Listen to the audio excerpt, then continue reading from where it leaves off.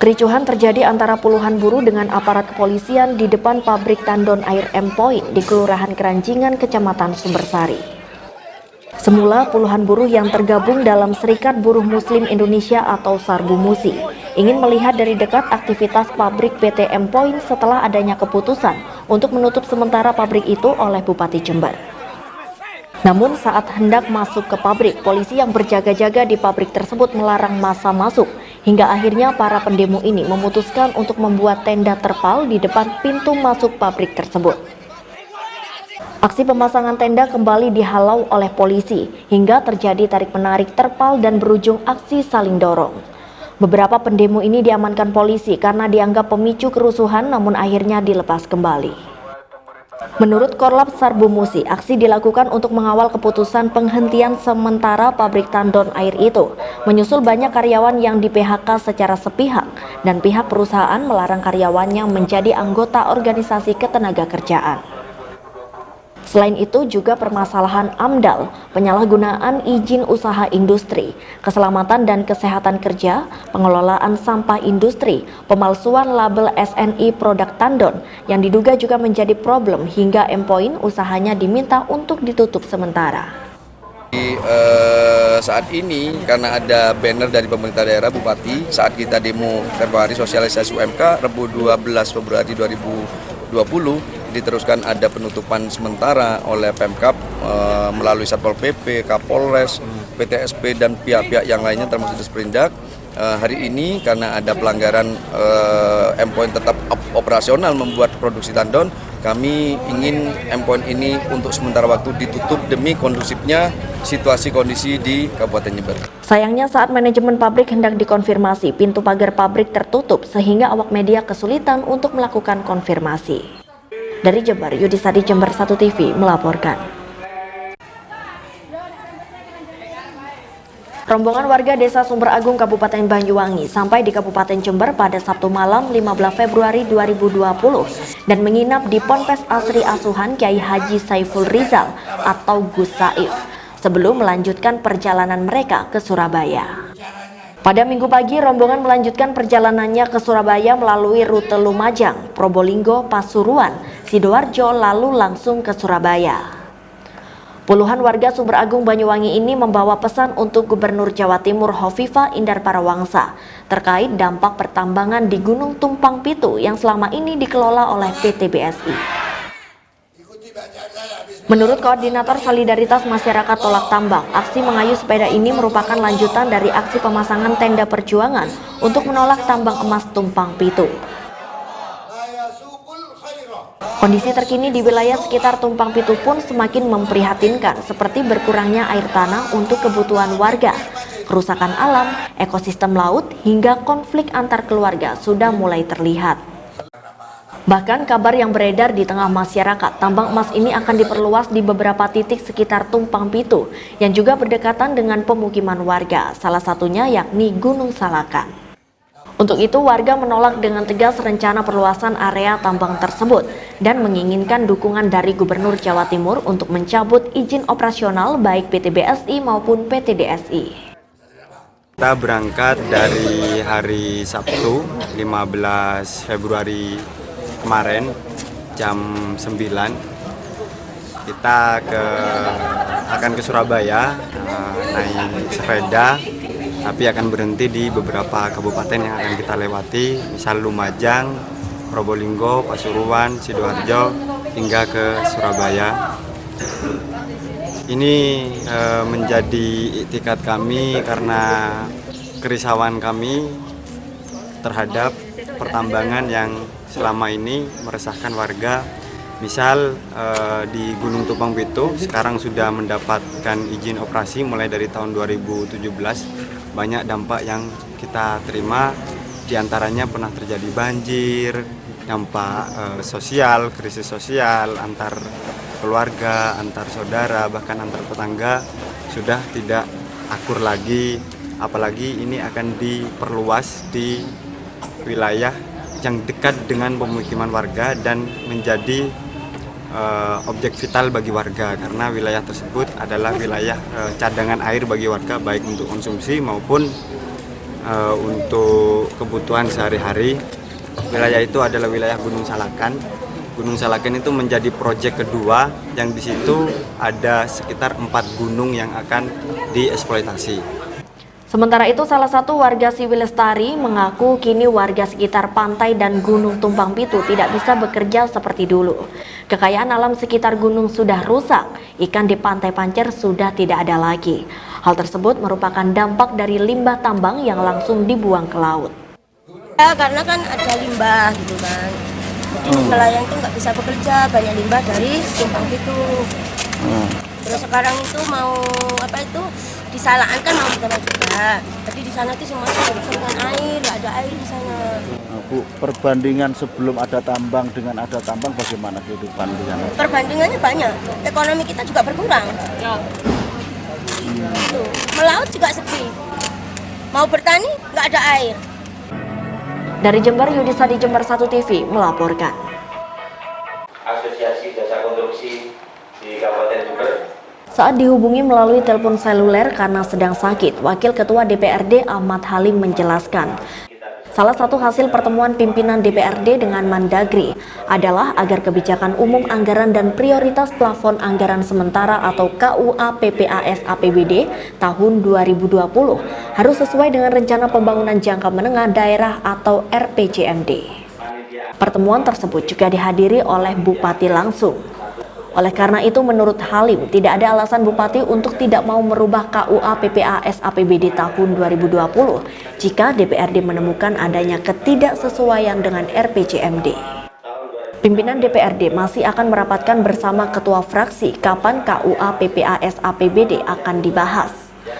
Bahwa permasalahan APBD 2020 ini timbul karena adanya rekomendasi dari Mendagri tentang SOTK maupun pengembalian pejabat dan juga rekomendasi ke ASN. Cuman titik fokusnya pada rapat tersebut difokuskan agar bagaimana APBD bisa berlanjut dan dibahas. Rapat pembahasan APBD tahun 2020 nantinya akan didampingi langsung oleh perwakilan Mendagri, sehingga diharapkan pembahasan APBD tahun 2020 bisa berjalan lancar dan sesuai dengan aturan yang ada. Dari Jember, DKJ Jember 1 TV melaporkan.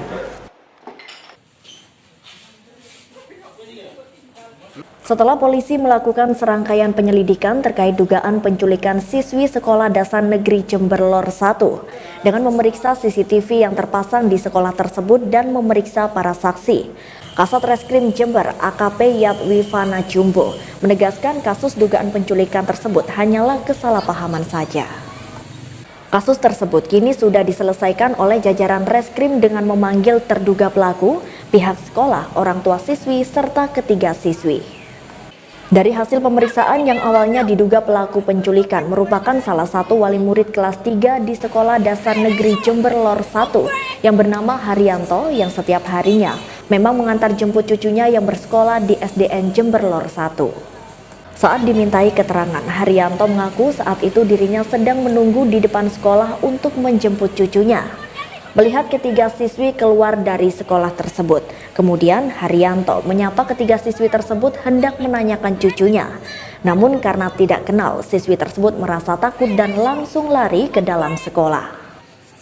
AKP Yatwifana Jumbo, Kasat Reskrim Polres Jember menegaskan kejadian dugaan penculikan tidak benar. Kejadian tersebut merupakan kesalahpahaman dari kedua belah pihak. Ya, jadi kami kemarin mendapatkan informasi dari media sosial bahwa ada viral terjadinya percobaan penculikan di SD Jember Lor 1 yang berada di Patrang. Kemudian kita segera melakukan tindak lanjut dengan petunjuk teknis dari Pak Kapolres. Segera kita ambil keterangan dari beberapa saksi-saksi yang ada di TKP dan kita melihat ke CCTV. Kita undang dari beberapa yang diduga sebagai korban. Kemudian kita lakukan klarifikasi bahwa ada diduga salah satu orang yang memang situ diyakini oleh para korban melakukan percobaan penculikan. Kemudian kita lakukan penjemputan dan menghadirkan ke Polres Jember yang bersangkutan atas nama Pak Haryanto bahwa beliau ini adalah salah satu wali murid dari siswa SD Jember Lor 1 juga yang saat ini kelas 3, kelas 4, jadi kakak kelas dari para korban. Jadi kemudian kita akan klarifikasi dengan para korban ini.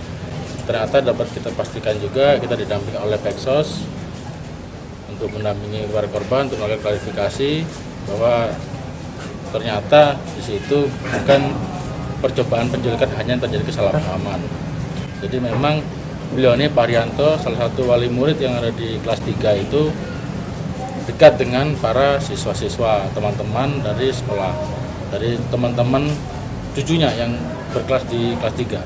Jadi ketika di situ memang seperti biasa, dan itu juga ada beberapa saksi juga memang seperti biasa Pak Haryanto ini menyapa para siswa, para teman-teman sekolah seperti itu. Namun hanya mungkin salah satu dari siswa ini yang mungkin tidak kenal dengan Pak Haryanto menyampaikan bahwa itu terjadi penculikan. Itu yang kita klarifikasi di sini, bahwa tadi juga dibenarkan oleh dari pihak ketiga korbannya. Jadi pada hari ini juga kita ambil keterangan dan kita contohkan tidak dalam bentuk pendekapan atau menyekap, tapi hanya disapa, istilahnya ditepuk pundaknya oleh Pak Haryanto kepada ketiga orang ini. Sementara itu, Haryanto mengaku sangat dirugikan dengan pemberitaan melalui media sosial terkait dirinya. Kini dirinya tidak bisa mengantar cucunya ke sekolah karena sang cucu tidak mau diantarkan karena merasa malu atas kabar penculikan yang dituduhkan kepada sang kakek. Yang terjadi itu hanya istilahnya gimana Pak, itu wong saya wali murid di sana. Nanti akibatnya justru yang rugi saya ini justru. Karena apa saya bilang begitu? Cucu saya sekarang sudah tidak mau sekolah. Aduh, kan akibatnya payah sama saya Pak. Saya itu selaku kakeknya harus bertanggung jawab gimana tindakan selanjutnya gitu loh. Iya, kalau kemarin kejadiannya saya mapak sekitar jam 12 kurang 5 menit, kalau enggak kurang 10 menit. Saya parkir sepeda motor di di perhutani. Nah, setelah itu saya jemput, lihat cucu saya keluar apa enggak. Ternyata belum. Jadi saya balik ke sepeda motor nunggu cucu saya sampai keluar. Nah, baru keluar jam 12:30 lebih gak salah. Nah di tengah jalan itu memang saya kebiasaannya sering gurau dengan anak-anak. Bahkan seluruh murid itu kalau bisa saya kenal gitu lah. Karena saya sudah 3 tahun antar jemput cucu saya di situ Pak. Itu kejadian yang sebenarnya. Kalau saya itu kebiasaan Bu, kalau datang saya sapa, saya tos. Istilahnya apa aja? Kalau ada anak itu, kalau lucu itu saya tos gitu, saya kenalkan terus saya tapuk, bukan ditapuk, saya lus, gitu. Dari Mapolres Jember, Yudisa di Jember 1 TV melaporkan.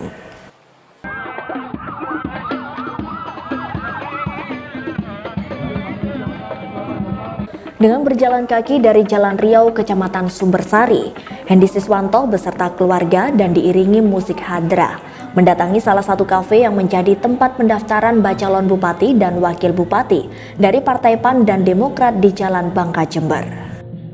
Kedatangannya kali ini untuk menyerahkan berkas pendaftaran sebagai bakal calon bupati Jember dalam Pilkada 2020.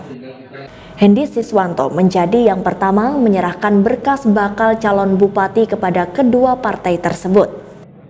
Hendy mengaku ingin merangkul seluruh partai di Kabupaten Jember dengan tujuan bisa berjalan bersama untuk kemajuan Kabupaten Jember ke depannya. Dengan seluruh potensi yang ada saat ini, Kabupaten Jember seharusnya bisa lebih baik dan maju, baik masyarakatnya maupun perkembangan Kabupaten Jember ke arah yang lebih baik. Yang mendasari saya terus saja dengan persoalan yang ada di Jember ini yang begitu rumit dan bermasalah cukup besar persoalannya. Kami harus ini semangatnya adalah mendapatkan seluruh partai yang ada di Jember. Makanya itu kami daftar pertama kali bukan apa, memang kami semangatnya ingin mendapatkan itu, Partai PAN maupun Partai Demokrat.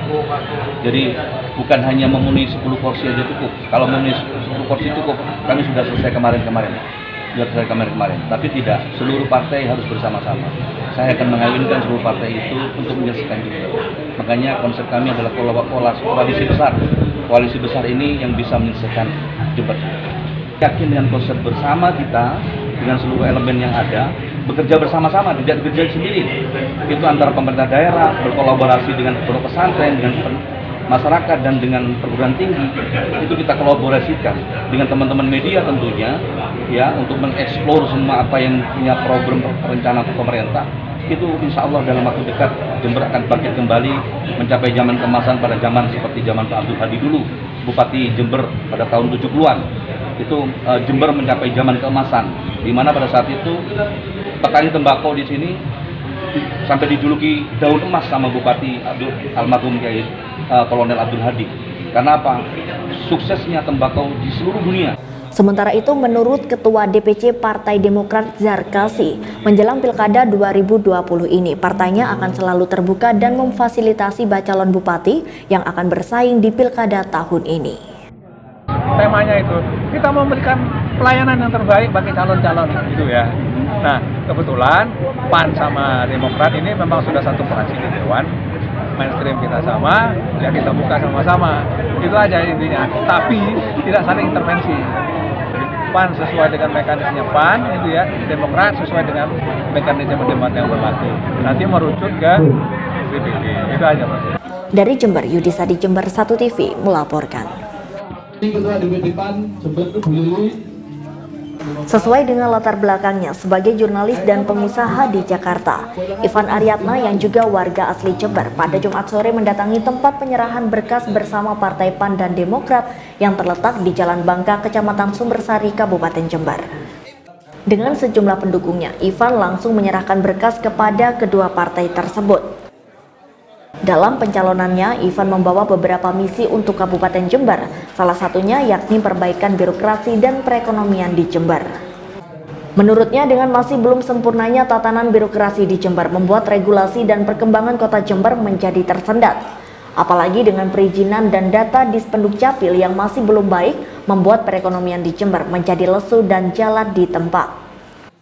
Selain itu, Ivan juga ingin mengembalikan Kabupaten Jember seperti 10 tahun yang lalu, yang selalu menjadi barometer kabupaten sebelah, baik dari sektor ekonomi dan juga pariwisatanya.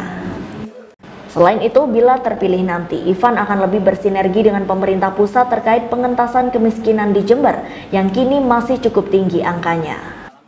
Motivasi saya melihat lihat kota atau kabupaten kelahiran saya yang jalan di tempat itu, karena apa ya, kita di Jember ini dari dulu kita menjadi barometer itu harus punya pride atau harga diri. Tapi sekarang kalau saya lihat Jember tidak berdaya, tidak bisa bersaing dengan kabupaten kanan dan kiri itu.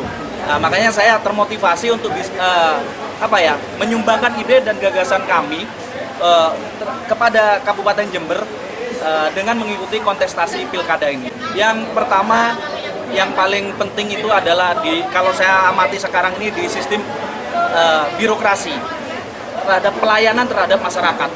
Itu yang paling urgent yang harus segera dibenahi. Bagaimana kemudahan-kemudahan itu harus segera diberikan kepada masyarakat Jember dalam mengurusi semua hal lah yang berkaitan dengan pemerintah di Jember, termasuk kayak di sistem kependudukan atau administrasi kependudukan seperti itulah. Pengentasan kemiskinan itu memang menjadi salah satu prioritas, dan untuk mengentaskan kemiskinan itu bukan hanya tanggung jawab pemerintah di daerah.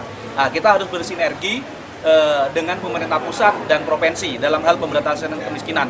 Dengan sinergitas dari dari pemerintah pusat, provinsi dan kabupaten itu yang akan bisa memberikan solusi pengentasan kemiskinan. Sampai tanggal 21 Februari 2020, Koalisi PAN dan Demokrat sudah menerima 7 berkas dari bacalon yang akan maju di kontestasi Pilkada Jember tahun ini.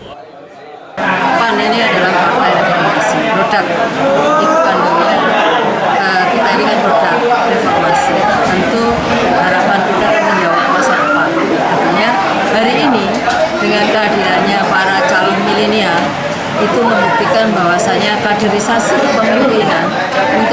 bonus demografi itu untuk di Jember mulai terjawab. Setelah pendaftaran ada seleksi administrasi, kemudian nanti seleksi kompetensi itu akan kita lakukan di partai masing-masing. Jadi seluruh struktur DPD dan DPC akan membuat skor untuk mereka dan itu nanti kita satu memang kita momennya untuk PAN di Kongres PAN kemarin, kemudian seiring dengan itu kami melihat memang waktunya untuk melakukan pendaftaran ya, karena kita sudah berkomunikasi dengan PAN dan Demokrat, kemudian kita janji setelah Kongres, dan setelah Kongres kita wujudkan waktunya. Dari Jember, Yudisa di Jember 1 TV melaporkan. Mendekati perhelatan akbar pemilihan kepala daerah di Kabupaten Jember, poster dan baliho bakal calon bupati mulai terlihat di sepanjang Jalan Raya Hayam Wuruk hingga Jalan Gajah Mada, Kecamatan Kaliwates. Beragam poster dan gambar bakal calon kontestan memenuhi hampir seluruh sudut jalur menuju jantung kota Jember. Namun sedikit ironis, poster bergambar para bacalon tersebut banyak yang terpasang di pohon-pohon di tepi jalan raya. Padahal berdasarkan Perbub nomor 14 tahun 2013, hal itu jelas dilarang. Selain mengganggu keindahan kota, juga mengancam matinya tanaman pohon yang notabene dilindungi perda. Menurut Badan Pengawas Pemilu Kabupaten Jember, hal tersebut jelas merupakan pelanggaran. Namun untuk pengawasannya saat ini bukan ranah Bawaslu, sebab baliho tersebut belum termasuk calon bupati atau wakil, kecuali nanti setelah tahapan kampanye pilkada. Memang apa yang saya lihat juga seperti itu, memang pemasangan ini memang banyak yang dipaku di pohon, ada juga yang dipasang di tiang listrik, ada juga beberapa yang mengganggu rambu-rambu lalu lintas tentunya ya. Memang terkait masalah pemasangan tersebut, ini memang saat ini memang belum menjadi ranah kami Bawaslu, karena memang tahapan pada saat ini belum masuki tahapan penetapan sebagai calon, karena masih sebagai bakal calon. Maka dari itu bagaimana untuk yang mempunyai kewenangan melakukan penertiban itu yang seharusnya adalah Satpol PP, karena memang dalam aturan pemasangan gambar maupun alat peraga itu memang sudah diatur dalam Perbub 14 tahun 2013. Jadi sudah jelas terkait bagaimana tata cara yang pemasangan yang dilarang atau yang diperbolehkan itu sudah lengkap ada di dalam Perbub tersebut. Maka dari itu memang tahapan kali ini memang masih memasuki sebagai bakal calon, itu bukan menjadi ranah kami, akan tapi menjadi ranah Satpol PP selaku penegak perda. Mungkin itu. Andika Firmansyah menambahkan kewenangan untuk menertibkan poster-poster tersebut berada di ranah Satpol PP Kabupaten Jember dan pihaknya telah melakukan upaya koordinasi dengan dinas terkait, namun belum ada tindakan di lapangan. Sebagaimana diketahui, Pesta Demokrasi Pemilihan Bupati dan Wakil Bupati Jember akan dihelat pada tanggal 23 September mendatang. Namun untuk tahapannya saat ini telah berlangsung. Dari Jember, Yudisa di Jember 1 TV melaporkan. Bahkan saya melihat ada yang sudah sepuh rela datang. Saat ditanya sejumlah awak media, Faida mengaku mengakomodir banyaknya dukungan baik dari warga Jember maupun para relawan. Atas dasar itulah akhirnya Faida dan Fian memantapkan dirinya maju kembali melalui jalur independen. Faida juga menegaskan bahwa jajaran ASN di lingkungan Pemkab Jember tidak ada yang terlibat dalam dukungan paslon Faida Fian.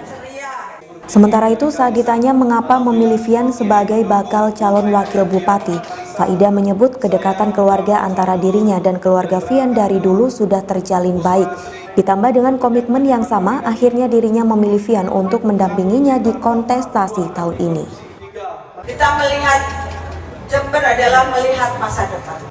Kita perlu anak muda, kita perlu mengakomodir semangatnya anak muda. Kita perlu mengakomodir orang-orang seperti Mas Fian yang punya tekad untuk membangun daerahnya. Oleh karenanya, karena Mas Fian berkomitmen untuk bersama-sama cinta duafa melayani masyarakat, tidak pilih-pilih dalam pelayanan, saya mantap bersama Yai Bukit, bersama keluarga melalui istihoroh memilih Mas Fian. Bismillah, insya Allah ini adalah pilihan yang terbaik buat kita semuanya. Usai deklarasi, sebetulnya pasangan Faidah Fian akan langsung menyerahkan berkas ke KPU Jember. Namun karena kendala teknis, akhirnya ditunda hari Minggu. Menurut Komisioner KPU Jember Ahmad Susanto, dilihat dari silon, bakal calon Bupati Faidah sudah menginput data dukungan sekitar 179.000 orang dan jumlah tersebut sudah di atas batas minimal, yakni 121.000 orang. Namun menurut Susanto, data tersebut masih akan disubmit bersama saat bakal calon bupati melakukan pendaftaran. Ya, tadi pagi sudah konfirmasi ke kita bahwa sehingga jumlah itu bisa bertambah. Ya, kalau belum disubmit otomatis bisa menambah dukungannya. Yang jelas kalau hari ini dia belum siap. Ada konfirmasi kapan itu mau? Besok pagi jam 8. Ya, mungkin ada berkas yang belum inputan atau dukungannya belum siap karena masih digandakan katanya. Yang pertama itu B1 KWK ya, B1.1 KWK ya. Itu rekap desa yang harus bermaterai, harus 2 rangkap, kopi dan asli. Yang kedua B2 rekap kecamatan. Dan yang terakhir yaitu B1 itu dukungan syarat dukungannya. Susanto mengaku tidak mempermasalahkan penundaan pendaftaran dari bakal calon bupati petahana, sebab sejak awal pendaftaran dibuka, pihaknya sudah menyiapkan perangkat untuk memverifikasi berkas administrasi bakal calon bupati dan wakil bupati yang akan mendaftar melalui jalur perseorangan. Dari Jember, Yudi Sadi dan DKAJ Jember 1 TV melaporkan. Hal ini disampaikan oleh Wakil LPSK RI Edwin Partogi Pasaribu saat kunjungannya ke DPRD Jember. Dalam kunjungannya, LPSK RI akan melakukan telaah kepada hasil permohonan yang diajukan sebelumnya. Ia mengatakan saat ini masih melakukan koordinasi dan meminta keterangan dari sejumlah narasumber untuk mendalami kasus tersebut. Menurutnya, tersangka kasus korupsi Pasar Manggisan Faris Nur Hidayat ini bisa menjadi justice collaborator atau saksi pelaku yang bekerja sama dengan penyidik atau jaksa penuntut umum dalam mengungkap kasus korupsi Pasar Manggisan. Namun, LPSK tidak bisa memberikan perlindungan begitu saja, melainkan harus memenuhi syarat yang sudah ditentukan, yakni bukan pelaku utama, memiliki sifat yang penting dan mendapatkan tekanan dari pihak luar.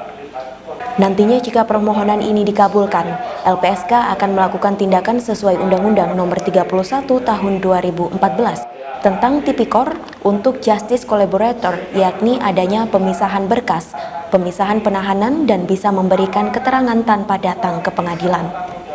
Saya telekonferensi yang di proses tuntutan nanti LPSK akan menyampaikan rekomendasi kepada hakim melalui jaksa agar Faris mendapatkan hukuman yang ringan. Termasuk ketika menjadi narapidana, maka dia bisa mendapatkan hak-hak sebagai narapidana. Kalau berdasarkan PP 99/2011 kan hak narapidana itu tidak bisa diperoleh oleh terpidana korupsi. Tapi kalau dia statusnya sebagai justice collaborator, maka dia punya hak narapidana seperti remisi besar besar. Ya banyak, mungkin dari sekitar 10 perkara yang kami tangani tahun lalu dengan KPK, dengan Kejaksaan Agung maupun Polri. Dari Jember, DKAJ Jember 1 TV melaporkan.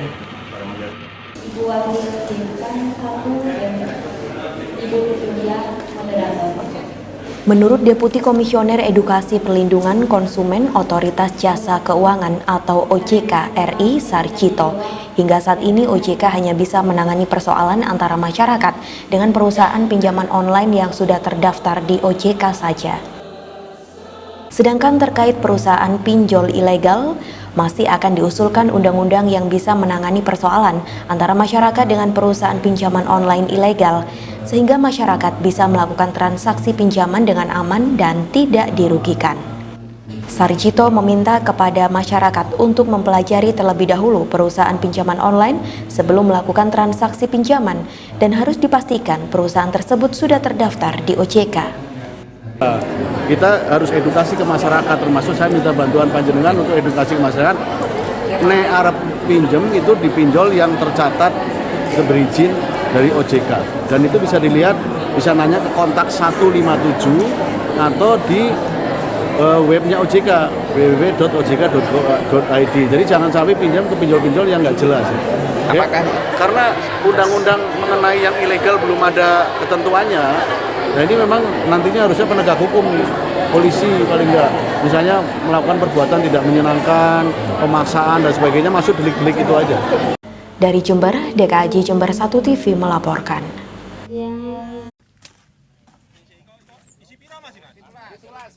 Petugas Dinas Pertanian Jember membagikan obat kepada para petani di Desa Ampel, Kecamatan Wuluhan, menyusul adanya bakteri Xanthomonas dan jamur Pyrrhicolaria yang menyerang puluhan hektar tanaman padi. Bantuan obat yang diberikan kepada para petani adalah sebanyak 20 kg dan disemprotkan secara massal ke tanaman padi yang terserang penyakit. Diharapkan upaya penanggulangan ini dapat menekan penyebaran bakteri Xanthomonas dan jamur Pyrrhicolaria yang sangat merugikan para petani. Kreatif, sehingga perlu kita kendalikan dengan sebaik mungkin Pak di awal. Terus ini yang kita bawa sekarang ini adalah racun Pak, racun untuk pengendaliannya. Ini sifatnya bantuan gratis untuk petani Pak, gratis. Cuma nanti mungkin ya untuk kali ini karena memang serangan ini menyeluruh Pak, menyeluruh bukan hanya di sini. Jadi nanti untuk ulangannya nanti, misalkan setelah hari ini tanaman panjenengan itu perlu disemprot lagi, nanti bisa dilaksanakan dengan cara swadaya. Nonton Bang ya? Itu. Jadi untuk hari ini kita cukupi Pak, ya. Tak CKP panjenengan, insya Allah racunnya juga cukup. Ya, pada hari ini di Kecamatan Wuluhan, khususnya di Desa Ampel adalah pengendalian massal penyakit gelas, yaitu kita kendalikan yaitu secara serentak di Kecamatan Wuluhan. Jadi ini memang dapat bantuan dari Dinas Pertanian. Jadi untuk hari ini memang serentak. Ini ada berapa liter atau berapa kilo? Dari dinas itu bantuan dapat 20 kilo. Pak, ini obat ini untuk apa ini? Obatnya ini adalah untuk penyakit gelas dan Xanthomonas. Kebetulan ini bakteri bisa karena ya cuacanya memang tidak mendukung dan faktor utama adalah kekurangan air. Dari Wuluhan, Bambang Sugiarto, Jember 1 TV melaporkan. Kecamatan Umbul Sari dan Kecamatan Semboro merupakan salah satu sentra pertanian buah-buahan seperti jeruk, jambu kristal, termasuk buah naga atau dragon fruit. Tanaman buah naga baru bisa berbuah setelah berumur sekitar 2 tahun. Tanaman tersebut biasanya berbuah lebat saat musim hujan, apalagi jika diberi perlakuan khusus dengan memberikan lampu penerangan pada malam hari di setiap rumpun akan membuat tanaman buah naga berbuah secara terus-menerus sepanjang tahun. Sayangnya saat musim panen raya buah naga, harga jual anjlok sehingga para petani mengeluh. Menurut petani di Dusun Sukomakmur, Desa Sukorno, Kecamatan Umbul Sari, Jember, Muhajir, harga buah naga di sawah hanya berkisar Rp2.500 per kilogram, sehingga dinilai tidak seimbang dengan kerja keras para petani. Biasanya harga normal buah naga adalah Rp7.000 per kilogramnya. Oleh sebab itu, petani berharap kepada pemerintah untuk mencari solusi atas anjloknya harga saat panen, semisal membuat suatu produk yang bisa menyerap hasil panen dan mengupayakan pangsa ekspor. Harga buah naga ini ya, kalau sudah seperti ini jatuh.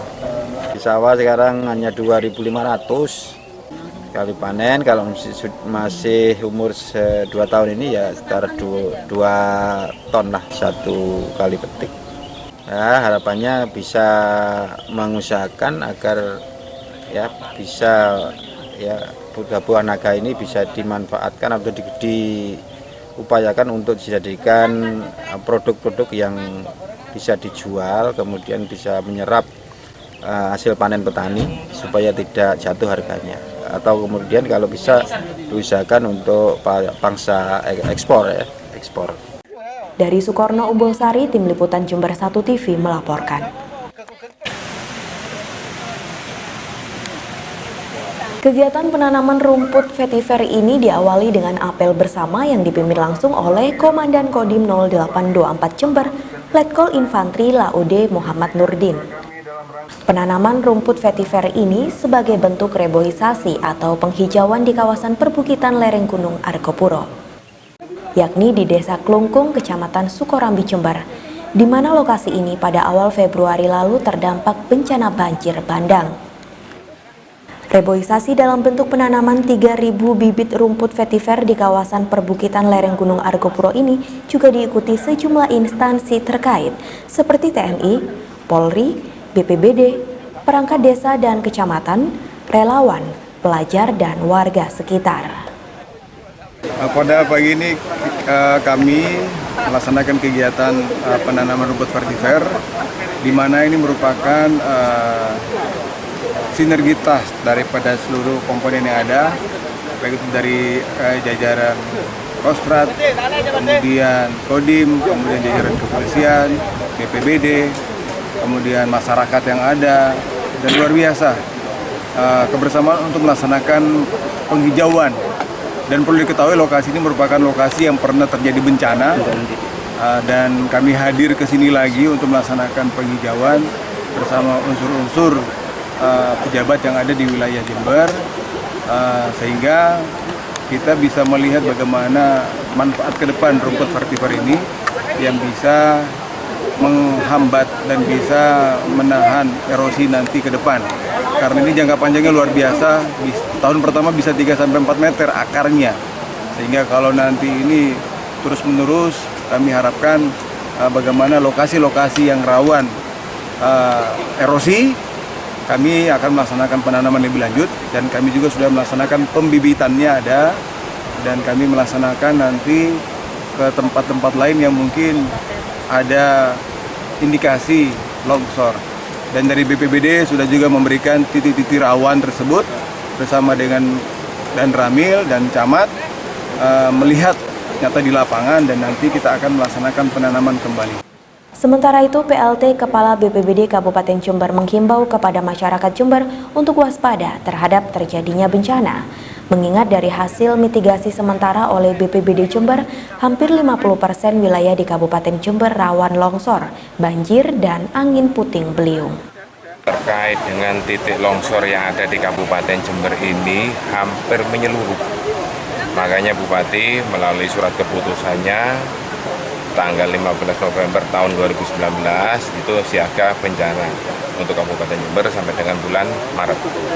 Dan itu ada beberapa daerah, beberapa kecamatan yang sangat rawan sekali longsor. Mulai dari arah barat ya, Sumber Baru, Panggul, Panti, sampai ke timur. Timur masuk Sukorambi dan juga Kecamatan Patrang. Ke timur lagi, mulai dari Ledo Ombo, terus Sumber Jambi, hampir seluruhnya. Hampir lebih dari 50% untuk Kabupaten Jember ini memang rawan longsor, rawan angin puting beliung, termasuk banjir maupun banjir genangan. Dari Jember, Yudisadi, Jember 1 TV melaporkan. Keseharian Atim, seorang kakek yang berumur 78 tahun warga Desa Duku Dempok, Kecamatan Wuluhan, adalah membuat jala ikan dengan cara tradisional.